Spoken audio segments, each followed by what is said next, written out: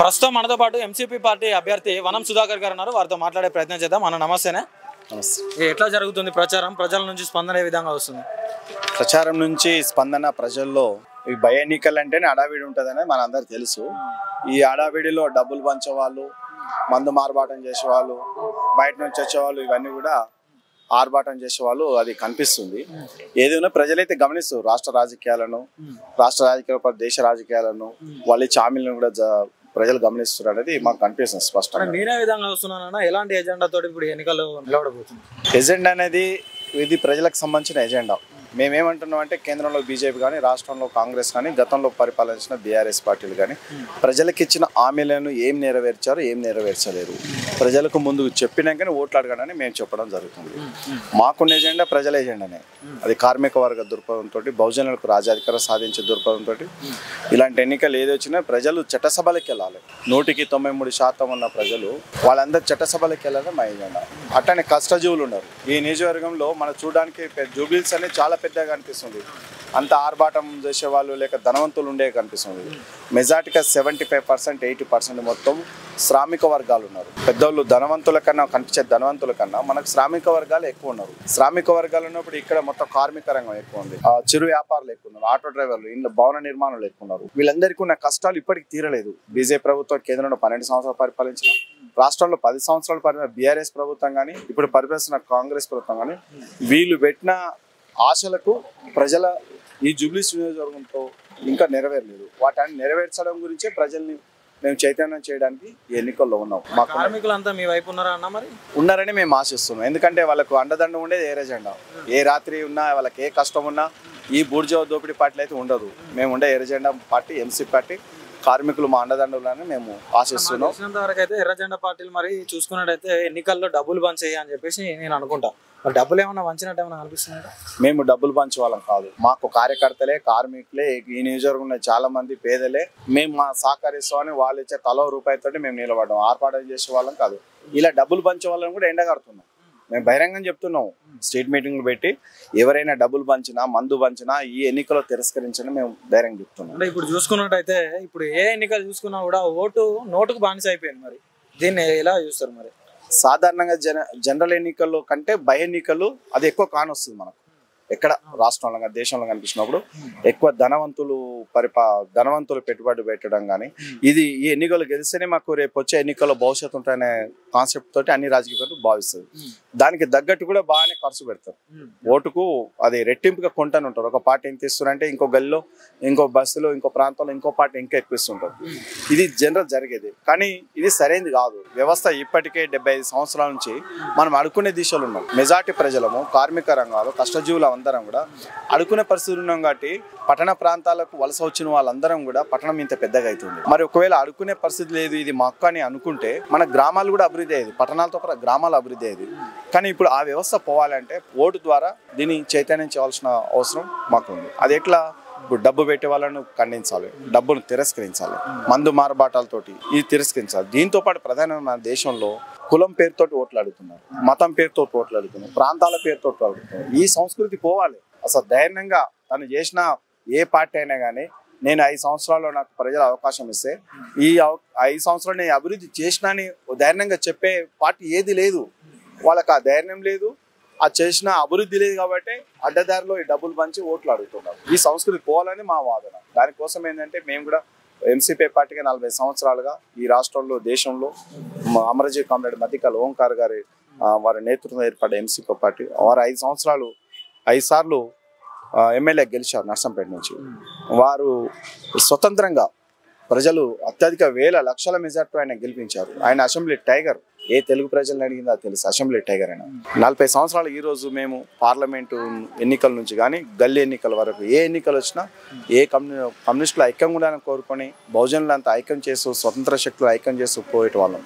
కానీ ఏ బూర్జో పార్టీతోటి వాళ్ళని ఒకరు బలపరుస్తూ, ఒకరు కించపరుస్తూ లేకుండా వాళ్ళందరూ కూడా ఒకే వర్గానికి చెందిన వాళ్ళని చెప్పి ప్రజల ముందు ఉండే వాళ్ళం నిజమే. అంటే మీ కమ్యూనిస్ట్ పార్టీలు కూడా ఇతర పార్టీలకు తొత్తుగా మారి అంటే ఓట్లు చీల్చే ప్రక్రియ చేస్తా ఉన్నాయని చెప్పేసి మాట్లాడుతూ ఉన్నారు బయట. దీన్ని ఎలా ఇస్తారన్న? కమ్యూనిస్టు పార్టీలు ఓటు చీల్స్తాయి అంటే ఒక వర్గానికి, అధికార వర్గానికి వాళ్ళు, లేకపోతే ప్రతిపక్ష పార్టీకి మరో ఎన్నికల్లో వాళ్ళు ఏ రకంగా బూర్జో పార్టీలతోటి, దోపిడీ వర్గ పార్టీలతోటి జత కట్టడం జరుగుతుంది. ఇది చాలా దురదృష్టకరం. ఇక్కడే మేము చెప్పదలుచుకున్నాం, ఇక్కడే కమ్యూనిస్టు పార్టీకి మేము దెబ్బతింటున్నాం. ఇప్పుడు కార్మిక వర్గాలు కానీ ప్రజలంతగా వాళ్ళకి ఎన్నికలు అయిపోయినాక ఎవరు నెరవేర్చినప్పుడు ఏ కష్టం వచ్చినా కమ్యూనిస్ట్ పార్టీతో చెప్పుకుంటాం. అలాంటి సమయంలో మేమంతా ప్రజల పక్షాన ఉండవలసిన వాళ్ళం కమ్యూనిస్టులం. ఇలాంటి సమయంలో మేమేమంటామంటే ఈ కాంగ్రెస్ కానీ బీఆర్ఎస్ కానీ మరే పార్టీ కానీ వాళ్ళకు దూరంగా ఉండండి, వాళ్ళతో పొత్తులు ఉండకండి. కమ్యూనిస్టులు అందరూ ఐక్యంగా ఉంటేనే ప్రజలు మనం నమ్మగలుగుతారు. ప్రత్యేకం వాళ్ళు కాదు. ఇప్పుడు వాళ్ళ బీజేపీ, బీఆర్ఎస్, కాంగ్రెస్ ఏ పార్టీ ఉన్నా వాళ్ళ జెండాలు రంగులు వేరు కనిపిస్తున్నాయి. వాళ్ళ జెండాలు, వాళ్ళ రంగులు వేరు ఉన్నాయి. వాళ్ళ ఎజెండా అంతా ఒకటే. అది బీజేపీ ఉండని, బీఆర్ఎస్ ఉండని, కాంగ్రెస్, ఏ బూర్జో పార్టీ, పాలకవర్గ పార్టీలు ఉండని, వాళ్ళ ఎజెండా అంతా ఒకటే. ఆ ఎజెండా ఒకటైనప్పుడు మనం వాళ్ళని బలపరచిన అవసరం లేదు.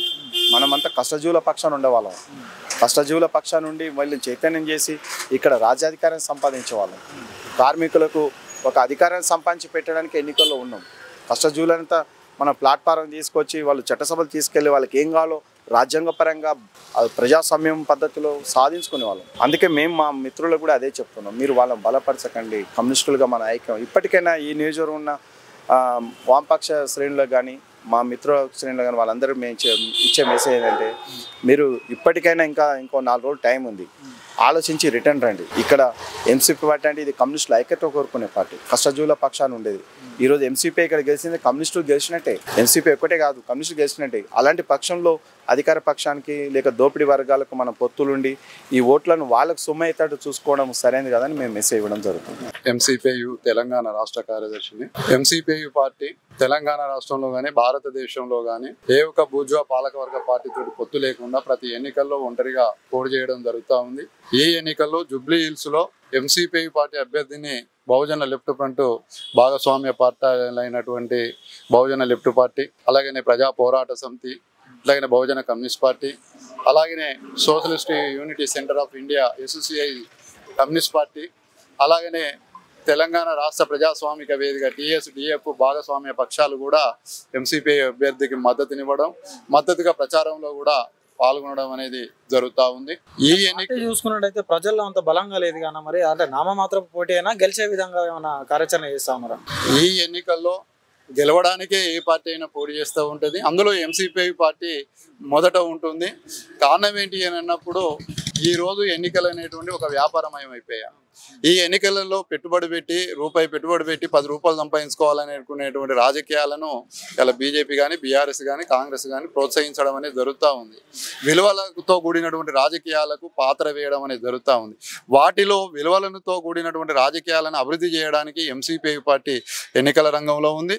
ప్రజలు ఆ వైపున ఆలోచించమని చెప్పి కోరుతూ ప్రతి గడపను ప్రతి ఓటను కూడా తట్టడం అనేది జరుగుతూ ఉంది. ఆ రకమైనటువంటి చర్చను ఎంసీపీ పార్టీ జూబ్లీ హిల్స్ ఎన్నికల్లో చేపట్టడం అనేది జరిగింది. ఉదాహరణకి ఏంటంటే నిన్న అమెరికా న్యూయార్క్ పెట్టుబడిదారి వర్గానికి మొదటి ప్రాధాన్యత ఇచ్చేటువంటి న్యూయార్క్లోనే ఒక సోషలిస్టు భావజాలం కలిగినటువంటి అభ్యర్థి గెలుపొందడం అనేది జరిగింది. మరి అమెరికా చరిత్రలో ఎన్నడూ కూడా అక్కడ సోషలిస్టులు గెలుపొందినటువంటి పరిస్థితి లేదు. ఆ రకమైనటువంటి భావజాలంతో ఎంసీపీ పార్టీ ఎన్నికల రంగంలో నిలబడుతుంది.